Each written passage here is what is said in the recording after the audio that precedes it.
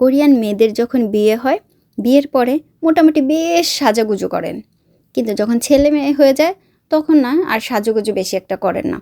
অনেকে করেন, আবার অনেকে করেন না। অনেকেই আছেন খুব ভারী মেকআপ নেন, আবার অনেকে আছেন খুব সাধারণ, সিম্পল, ভেরি সিম্পল। আবার অনেকেই আছেন মোটামুটি একটু সাজতে পছন্দ করেন। যারা একেবারে সাধারণভাবে থাকেন তাদের সংখ্যা সবচাইতে বেশি।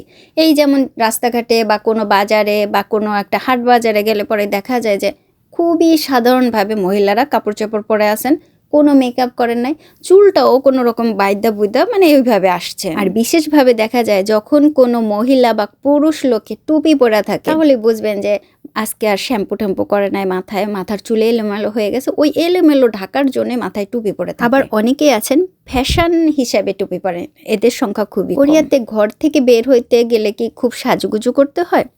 হ্যাঁ, যদি আপনি সাজুগুজু করেন তাহলে হবে কি, মানে ওই সাজুগুজু না, ধরেন খুব ভালোভাবে বের হলেন, পরিষ্কার কাপড় চোপড় পরা, ভেরি স্মার্টভাবে বের হলেন, তাহলে সবাই মনে করবে দেখে ও এ তো ভালোই।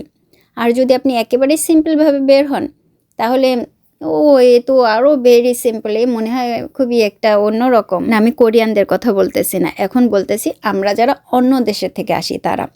আমরা যখনই বাইরে বের হই না কেন একটু চেষ্টা করি বেশি ভালোভাবে, একটু পরিষ্কার পরিচ্ছন্ন, একটু ভালো সাজগুজ করে বাইরে বের হইতে। কারণ এই কোরিয়ানরা যখনই আমাদেরকে দেখে তখনই তারা মনে করে যে আমাদের কাপড় চোপড়, আমাদের ড্রেস, আমাদের মেকআপ দেখে ওরা বোঝার চেষ্টা করে আমাদের অবস্থান কেমন। কারণ কোরিয়াতে বেশিরভাগই মানে ম্যাক্সিমাম পুরুষেরা বা মহিলারা যারা অন্য দেশে বিয়ে করে খুবই সাধারণ লোকজনরাই বিয়ে করেন।